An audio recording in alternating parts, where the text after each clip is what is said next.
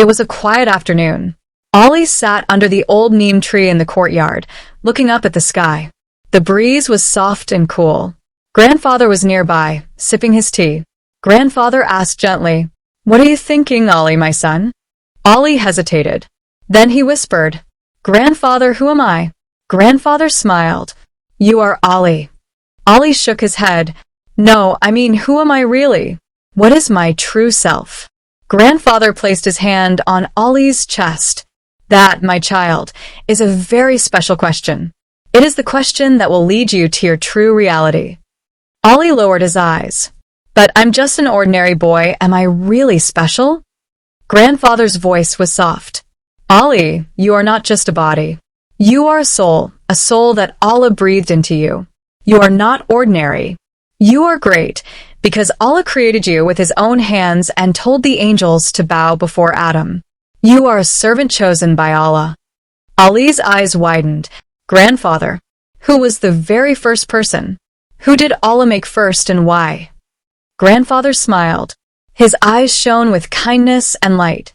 Looking at the sky, he said, "The very first human was Prophet Adam, peace be upon him.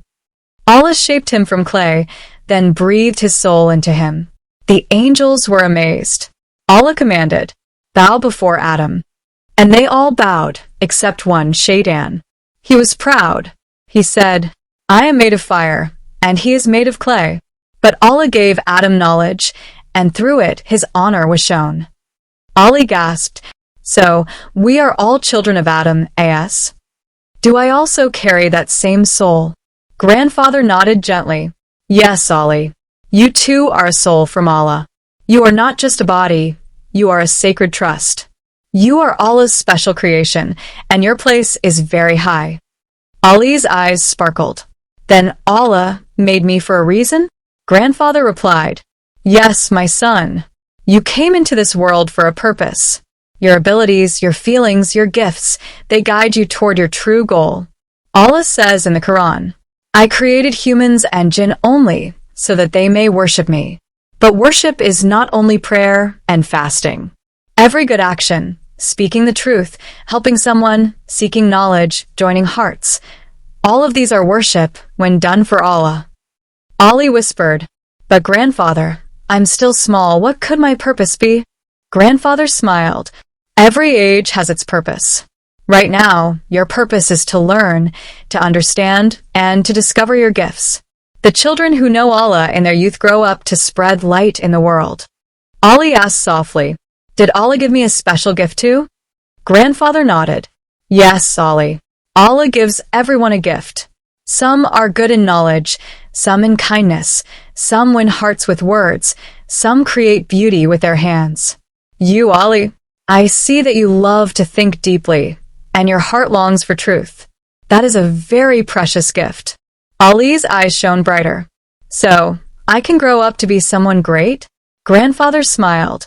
"If you know your gifts, polish them, and use them for Allah's path, then yes, you will be someone whom the world admires and Allah will love." Ali breathed deeply. Grandfather's words felt like a key unlocking his heart. "Grandfather, if I'm not just a body, but a soul from Allah, does that mean there are treasures inside me? Special powers? Special talents?" Grandfather chuckled softly. "Yes, Ali, my son. Inside you are treasures, treasures that can change the world if you discover them."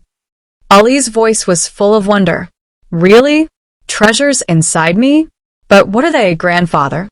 Grandfather looked into the distance. "That is what you must find out, my child. Tomorrow morning, we will begin to uncover the secrets of your gifts, your abilities, your strengths, and the responsibility that comes with them. Sparkles will Ali discover the hidden treasures inside him. Sparkles will he grow to spread goodness, light, and love. Dizzy, the second and final part is coming soon.